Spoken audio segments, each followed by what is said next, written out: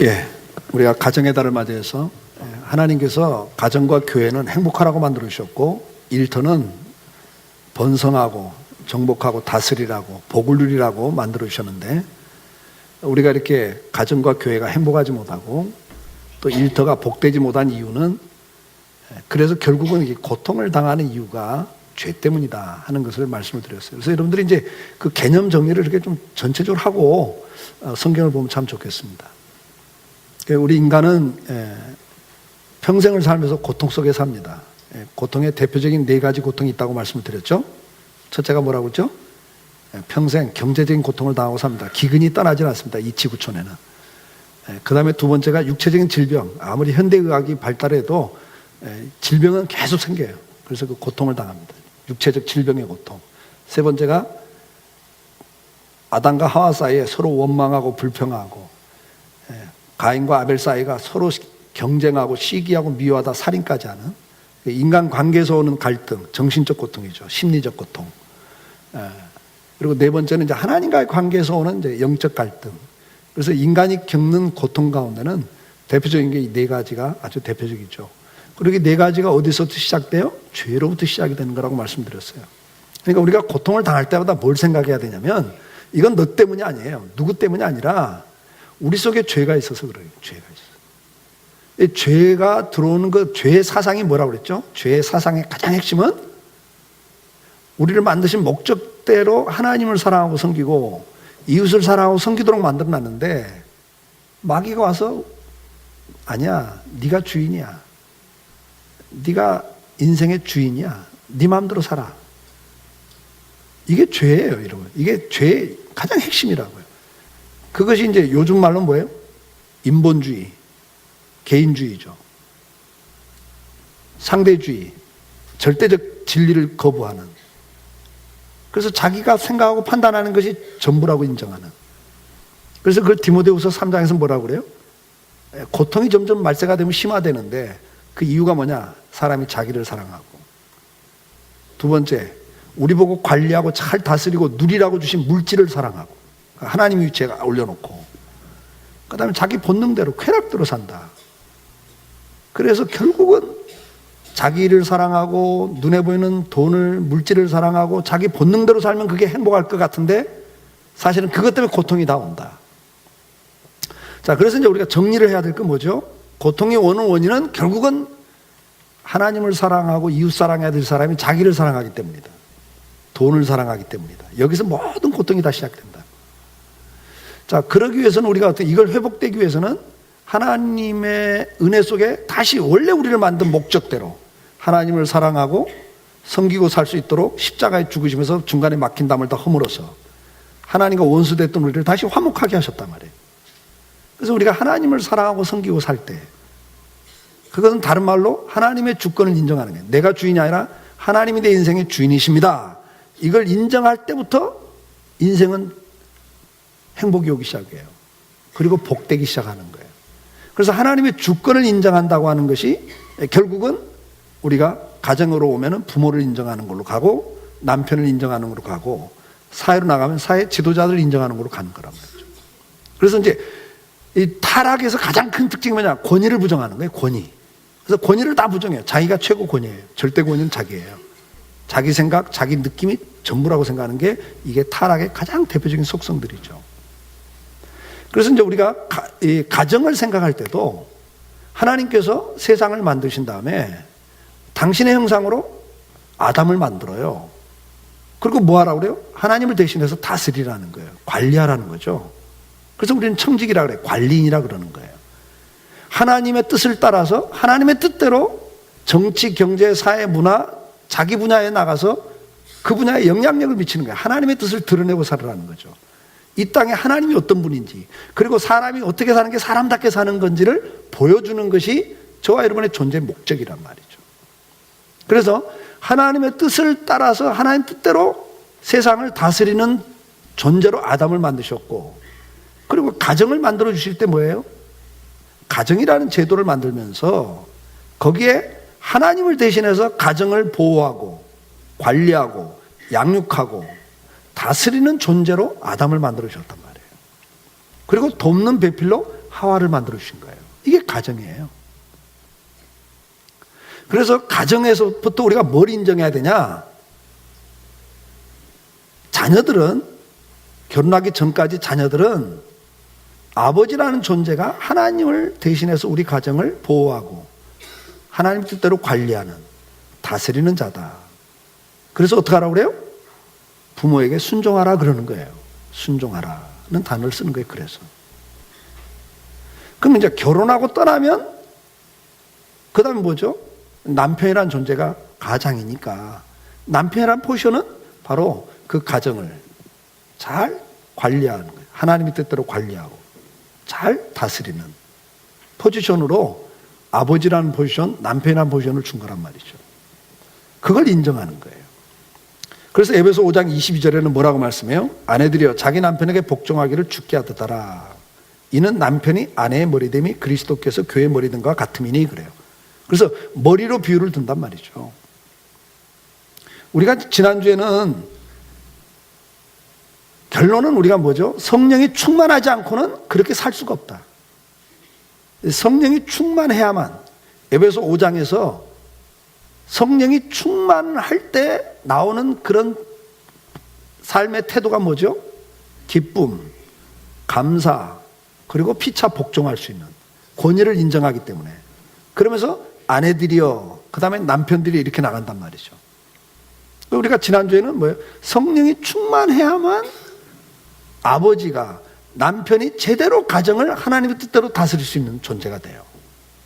그러니까 성령이 충만하지 않으면 어떻게 되죠? 정욕으로 가정을 다스리면 결국은 그 가정이 불행해져요. 하나님의 뜻과 상관없는 가정이 돼버리니까. 그래서 우리가 지난주에는 뭐였죠? 주는 남편. 남편은 뭐 어떤 성령이 충만할 때 그리스도가 교회를 위해서 자신을 십자가에 죽이는 것처럼 아내를 사랑할 때는 자기 인생을 포기하고 사랑하는 거예요. 주는 남편.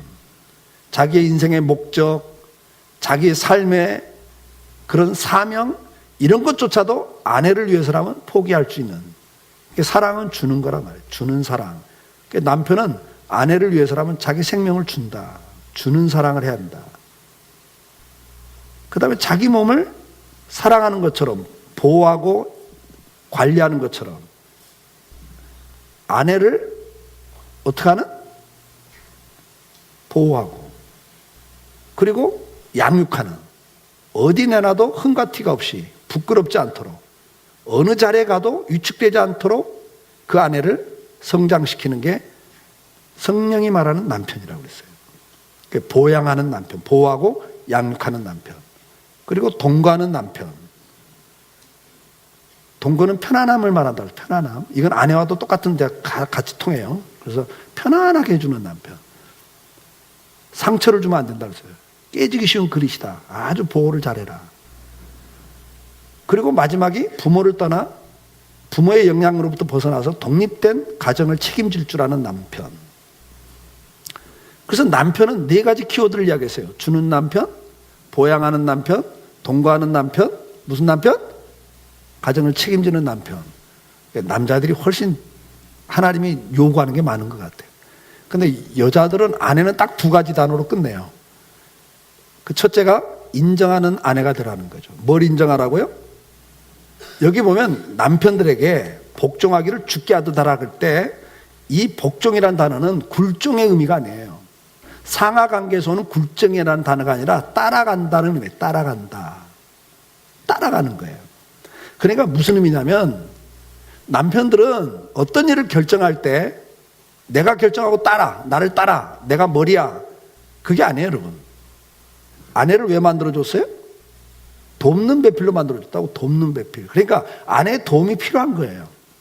그러니까 어떤 일을 결정할 때는 항상 아내에게 조언을 구하셔야 돼요. 도움을 받으셔야 돼요. 왜? 남자들이 생각하는 데는 이렇게 한쪽이거든요. 그래서 또 한쪽을 만나서 온전한 하나를 이루는 게 부부란 말이에요. 한 몸. 그러니까 반쪽짜리끼리 만난 거기 때문에 항상 상대편의 의견을 물으셔야 돼요. 그래서 아내들은 남편을 돕는 자로서 최선을 다해서 조언을 해줘야죠. 의견을 개진하셔야 돼요. 그러나 남편이 어떤 일을 딱 결정하고 나갈 때는 따라가 주라는 거예요. 끝까지 싸우지 말고 자기 주장을 펼치지 말고 따라가 주라는 거예요. 그게 순종이라는 단어예요. 복종이라는 단어가 따라가 준다. 뭘 생각하면서? 죽게 하듯. 이게 인정하는 거란 말이죠. 하나님이 우리 가정을 다스리는 자로 남편을 세웠다. 그래서 하나님을 인정하는 자는 그 남편의 포지션을 인정하고 따라가 준다는 거죠. 그러면 하나님께서 그걸 책임져 주겠다.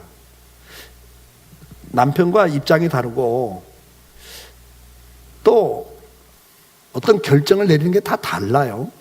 그러나 돕는 자로서 최선을 다해서 옆에서 도와주고 그리고 어떤 일이 결정되면 따라가 주는. 그럼 이 따라간다는 게 뭐냐? 이게 인정해 주는 거란 말이에요. 그래서 여러분, 아내들의 키워드, 첫째 키워드는 남편은 주는 남편, 그러면 여자는, 아내는 인정하는 아내. 그게 키워드예요. 여자는 두 가지 키워드니까 좀 외우기 쉬워요. 인정하는 아내입니다. 그러니까 인정한다는 것은 뭐냐? 내 인생이 힘들고 실망스럽더라도 남편 때문에 남편이 하나님을 대신해서 우리 가정을 다스리는 자로 하나님이 세웠다. 하나님이 세웠다. 그걸 인정해 주는 거예요. 그럼 그 인정한다는 내용이 뭐냐 이거죠. 내용이 뭐냐 이거죠. 그것은 지지해 주는 거예요. 여러분, 남자라고 하는 존재는 하나님 만드실 때 엿새 동안 땀 흘려 일하라고 만들어놨어요. 이 구조가 그렇게 되어 있습니다. 그래서 남자들은 굉장히 일중심이에요. 일을 하고 살게 만들어놨단 말이에요. 그럼 그 일이라는 게 뭐죠? 여러분, 남편들이 회사에 나가서 또 사업을 하면서 세상에서 일을 할 때는 그 일은 항상 평가를 받아요. 잘했다, 못했다. 평가를 받게 돼 있어요. 그리고 그 평가에 대한 책임을 지게 돼 있어요. 그래서 남자들은 구조상 책임을 지는 존재예요. 그래서 잘못하면 거기에 따른 문책을 당해야 되고, 회사에서도. 그리고 잘못하면 구조조정을 당할 수도 있는 존재라고. 그러니까 남자들은 구조상 뭐죠? 무슨 일을 할 때마다 책임감을 갖고 하고 평가를 받는 존재로 가요. 여러분, 아내들이 이걸 잘 이해를 하셔야 돼요. 남자는 구조가 그렇게 돼 있어요. 그래서 누군가가 나를 평가한다고 하는 것은, 회사에서 항상 평가를 받는데 그 평가는 책임을 수반하거든요. 그럼 여러분 생각해 보세요. 잘못된 걸 이야기할 때 지적을 하면 그건 남자들은 어떻게 받아들여요? 예? 남자들은 어떻게 그걸 받아들이죠? 이것은 평가로 받아들이고 책임감으로 받아들여요. 그래서 남자들은 절대 옆에서 누가 지적을 해주면 그것 때문에 격려가 되지 않고 오히려 위축이 돼요. 그래서 아내들이 남편한테 어떤 이야기를 할 때 어떤 식으로 접근해야 되냐면, 지시형으로 하면 안 돼요. 이렇게 하세요, 저렇게 하세요. 그러면 남자는요, 지시를 받을 때는요, 굉장히 힘들어요. 스트레스를 받아요. 그리고 그걸 잘했다 못했다 평가를 해버리면요, 굉장히 힘들어요. 그러니까 평가받는 것은 날마다 그렇게 살고 있기 때문에 그것에 따라서 자존감이 생기기도 하고 무너지기도 한단 말이에요. 그래서 뭐 누차 말씀드렸지만, 운전하고 가다가 길을 헤맬 때 아내가 여보 이리 가면 될 것 같아 그러면 고마워하는 남자 없다니까. 아니, 가만히 있어, 내가 알아서 해 그래요. 그러니까 조언이 통하질 않아요. 왜냐하면 이건 지적으로 보거든요. 그리고 그 지적은 뭐예요? 너는 무능해, 그 말이거든. 너 지금 길도 못 찾니? 너 그렇게 무능하니? 이렇게 들어버린단 말이에요. 그러니까 기분이 굉장히 상해버리죠. 반응이 아주 안 좋게 나오죠. 그러면 그렇게 반응이 나오면 또 뭐라 그래? 한마디도 못하기는 쫌팽이라고. 그러면 아주 죽이는 거예요, 그건. 너는 무능한 데다 어떻게 그렇게 쫌팽이까지 또 마음까지 그러냐? 그러니까 남자는 아주 무너지는 거죠. 그러니까 인정해 준다는 건 다른 게 아니에요, 여러분. 그냥 운전을 좀 헤매면 이리 가면 될 것 같아. 길도 못 찾아. 막 그러지 말고, 아이고 간만에 당신이랑 드라이브하니까 참 기분 좋다. 그래 주란 말이죠. 아이고 지나갔는데 이거 계절이 바뀌었네. 참 좋다. 좀 그래 주라고요. 그러니까 가정에서조차도 지적을 당하고 평가를 받아버리면 남자는 설 자리가 없어요. 그러니까 남자들은 항상 인정해 주는 말을 해야 돼. 그게 뭐예요? 칭찬이에요, 여러분. 아, 당신 참 멋있어. 당신 참 능력 있어. 남자는 인정받을 때 그 여자를 위해서 모든 걸 해요. 여러분 생각해 보세요. 아담이 하나님 말씀보다도 여자 말을 들어요. 그게 죽는 거다 그랬는데, 너 그러면 죽는다 그러는데도 이 남자들이 이렇게 단순해요. 죽는다 그러는데도 부인 말 듣고 먹는다니까, 선악과를. 근데 여자분들이 이걸 아셔야 돼요. 뭐냐면, 인정해주면요. 그 말이 뭐예요? 그냥 쉽게 말하면 띄워주면 그 말이에요. 남자들은 단순해. 띄워주면 죽는지도 모르고 해. 근데 날마다 지적을 하니까 도망을 가죠. 남자를 모르시는 거예요. 요즘 이제 가정의 달이라 그 가정에 대한 이런 이제 그 설문조사도 많이 나오는데, 그 여러분들 그 바람을 피는 남자들에 대해서 설문조사를 했어요. 왜 바람을 피냐? 여러분들 한번 생각해봐요. 남자들이 바람을 필 때 아주 미인한테 마음을 뺏길 것 같아요? 상대 여자가 미인이라? 절대 아니에요, 여러분. 미인 별로 없어요, 여러분. 남자들은요, 외모를 보는 것 같죠? 미인 좋아하는 것 같죠? 근데 좋아하는 애, 그러나 같이 사는 건 석 달을 못 넘겨요. 아무리 미인하고 살아도 석 달 넘어가면 그게 절대 매력이 아니에요, 여러분. 같이 산다고 하는 건 편해야 되는 거거든요. 그래서 두 번째 그 주제가 나오는 거예요. 너희를 꾸밀 때 외모를 꾸미지 마라. 여자들 오늘 본문에 뭐라고 그래요? 너희 단장은 머리를 꾸미고 금을 차고 아름다운 옷을 입는 외모로 하지 말고 그래요. 하여튼 여자들은 뭐 차는 거 굉장히 좋아하잖아. 목걸이, 귀걸이, 팔찌, 발찌, 뭐 하여튼 걸 수 있는 데는 다 걸어. 그 다음에 머리를 단장한다 그랬어요. 그냥 볶았다 폈다가 길었다 짧았다 하죠. 뭐 변화무쌍하잖아요. 그리고 이제 옷으로 또. 근데 그 아름다움을 추구하는 건 여성들에게 준 본능이죠. 좋아요. 그러나 더 중요한 게 있다. 외모를 단장하는 것보다 더 중요한 게 뭐냐? 너희 마음을, 보이지 않는 그 마음을 온유함으로, 그리고 안정된 심령으로 해라, 이런단 말이죠.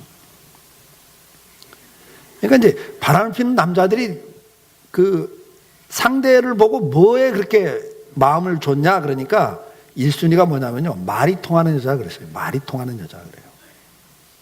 외모가 아닙니다, 여러분. 말이 통한다는 건 뭐예요? 내 말을 들어주는 거예요. 내 말을 들어주는. 그건 따로 말하면 인정해 주는 겁니다, 여러분. 그러니까 집에 들어오면 날마다 지적이야. 날마다 요구야. 회사에도 날마다 지적 요구인데 집에 와서도 날마다 지적 요구를 당하니까 살 수가 없는 거예요. 근데 어떤 여자를 만나니까 지적이 아니고 요구가 아니라 인정해 주거든요. 당신 멋있다고. 당신 정말 매너 있다고. 당신 왜 이렇게 친절하냐고. 아내한테는 친절해봤자 본전도 못 찾아. 그냥 당연시해. 근데 누군가는 막 그걸 갖고 막 일해주니까 남자는요, 띄워주면 그냥 가버리거든. 죽는 줄 모르고 먹는다니까요? 그게 남자예요, 여러분. 그러니까 인정해준다는 말은 다른 게 아니에요. 알아주는 거예요. 당신이 최고다. 단순하죠? 남자는 좀 단순해요. 좀 성차별 논란도 생겼습니다만 영국의 심리학회에서는 남자를 다룰 때는 강아지 다루듯 다루라 뭐 이렇게까지 이야기합니다, 여러분. 그냥 뭐 이렇게 막 그러고 그냥 꼬리 흔들고 다 넘어가는 거예요. 그러니까 남자는 단순한 거예요, 여러분. 특히 아내가 그럴 때는요, 그냥 넘어가요. 그러면서 첫째는 인정해 주라고, 두 번째는 뭐냐면 온유한 심정이 되라는 거예요. 온유하단 말은 따뜻하고 부드럽다 그 말이잖아요. 여러분, 가정은 보금자리라 그래요. 보금자리. 여러분, 짐승들의 보금자리를 만들 때 어떻게 만들어요? 겉으로는요, 갖가지 그 다른 짐승들이 침투하지 못하도록 가시, 이렇게, 아니면 높은 데다가, 아니면 가시, 이런 걸로 갖다가 만든다고요. 새끼들을 키우는 보금자리는 겉은 이렇게 가시고 막 나무지만 안은 어떻게 꾸며요? 내부는. 예? 뭘 갖다가 깔아놔요. 예, 지푸라기부터 깔고 그 다음에는 각종 짐승의 털을 갖다가 그거 되게 모자라면 자기 털을 뽑아서라도 그래서 어떻게 해요? 부드럽게 상처 입지 않도록 안락하게 따뜻하게 보금자를 만드는 거예요. 그래서 결국은 뭐냐면 여러분 가정이라는 것은 보금자리예요. 쉼터라 그래요.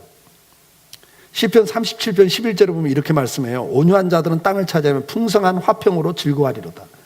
온유한 자가 땅을 차지한대요. 이건 조금 더 설명하고요. 온유한 자가 어떻게 해요? 땅을 차지할 뿐만 아니라 화평으로 즐거워한다 그랬어요. 그러니까 온유할 때 따뜻하고 부드러운 곳에 화평이 있고 거기 즐거움이 있어요. 가정은 그래야 된다는 거죠. 마태복음 11장 29절에 주님의 말씀에 나는 마음이 온유하고 겸손하니 나의 멍에를 메고 내게 배우라 그리하면 너희 마음이 쉼을 얻으리니 그래요. 온유하고 겸손한 것에 쉼이 있다는 거예요. 쉼이. 그러니까 화평과 쉼이 어디서 와요? 온유함에서 오는 거예요. 따뜻하고 부드러운 데서 오는 거라고요. 가정은 따뜻해야 돼요. 왜요? 남편이나 자녀들이 세상에 나가서 사는 건 생존 경쟁을 사는 거라고요. 아이들도 생존 경쟁을 치러요. 학교 공부가 쉬워요? 생존 경쟁이라고요. 사회는 어차피 개인주의고 그래서 자기 욕심을 채우기 위해서는 경쟁하는 시스템으로 갈 수밖에 없어요. 타락한 인간은 그렇게 살아요 다. 그러면 아이들도 생존 경쟁에 내몰리고 있다고요. 남편도 생존 경쟁에 내몰리고 있다고요. 근데 집에 들어와서는 어떻게 해야 돼요? 쉼이 있어야 되고 여기서 재충전을 해야 된다고요. 그래야 그 다음날 가 싸운단 말이죠. 그래야 승리할 수가 있는 거예요. 성공이 아니라 승리할 수 있는 거예요.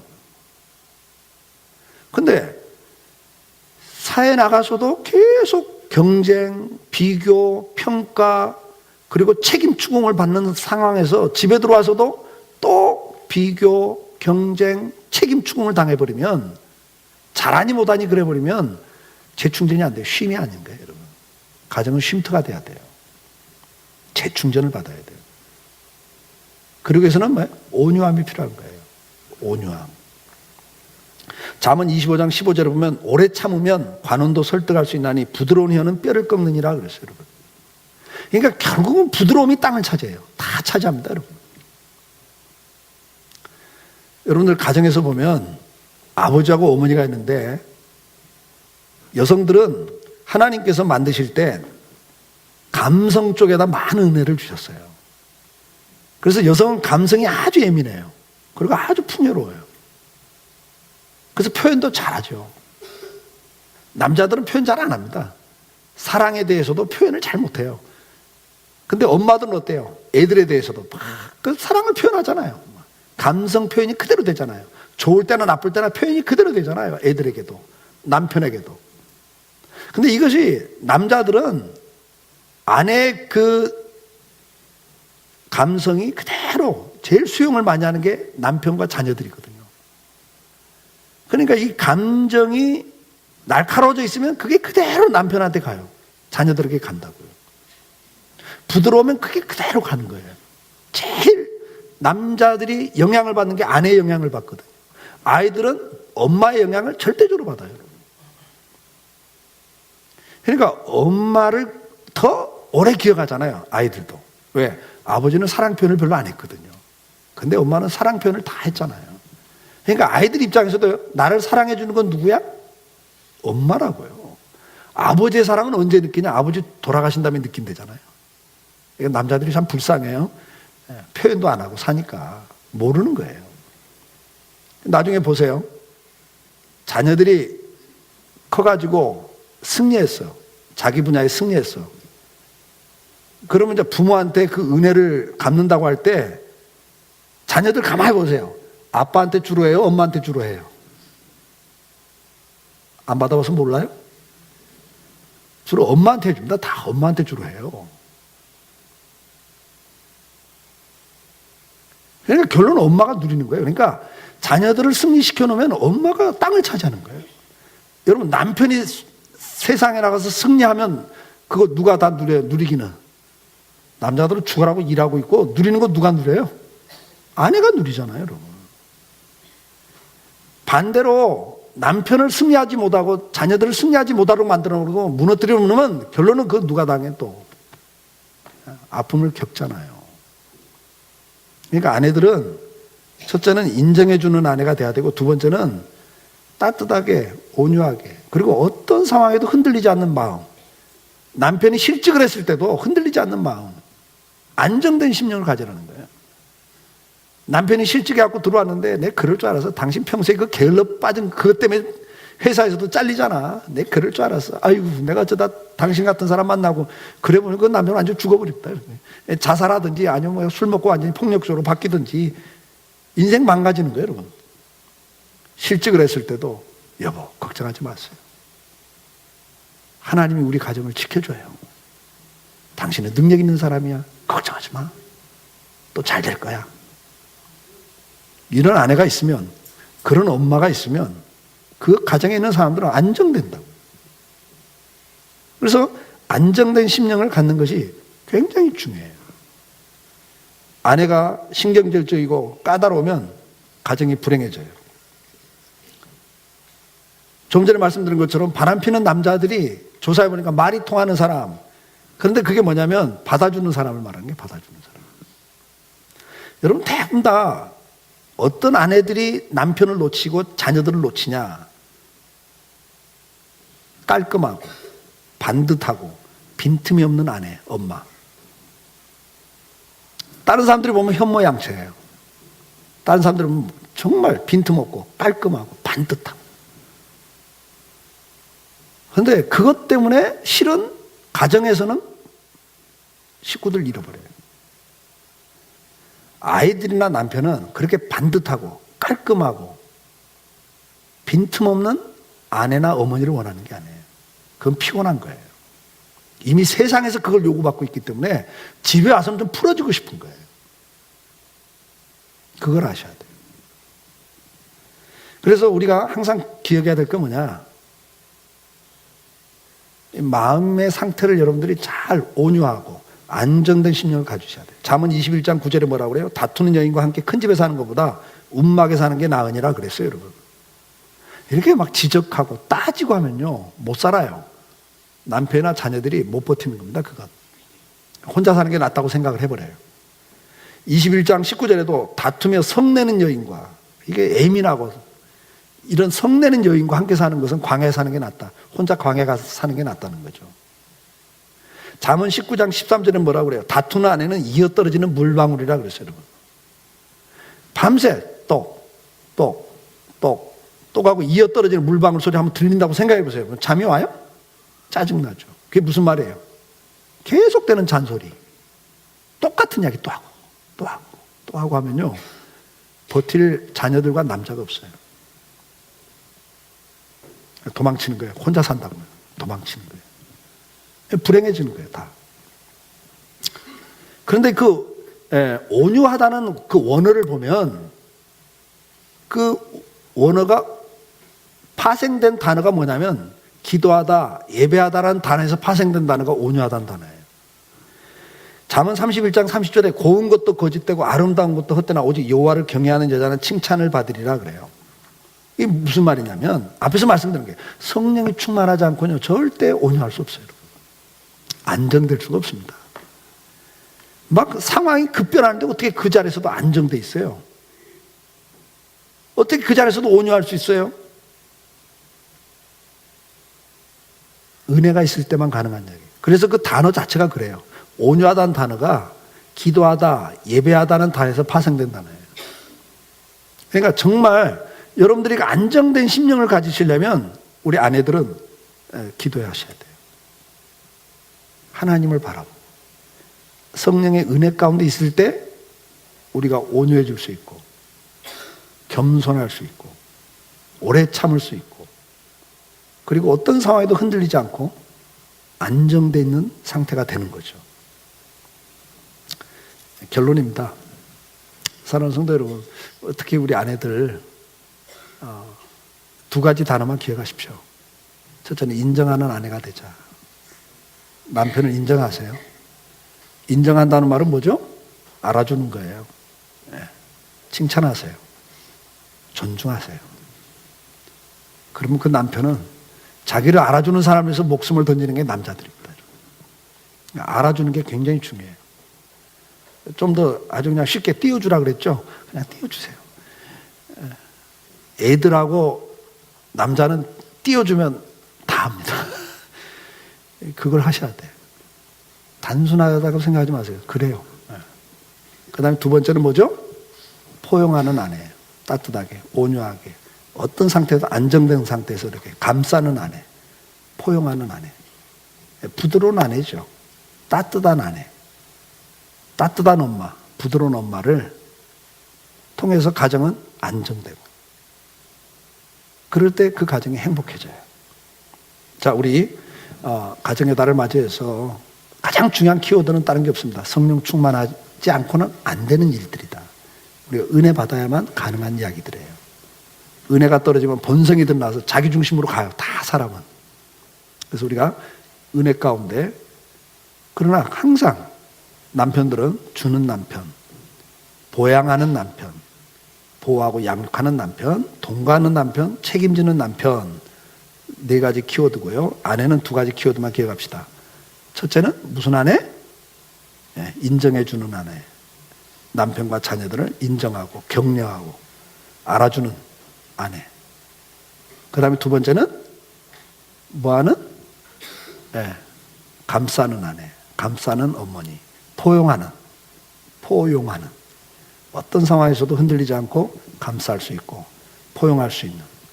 그래서 안정된 가정을 만드심으로 여러분 가정이 고통보다는 행복이 있는 그런 가정들을 이루어갈 수 있기를 주의 이름으로 축복합니다. 우리 다 같이 일어나셔서 찬송하시겠습니다.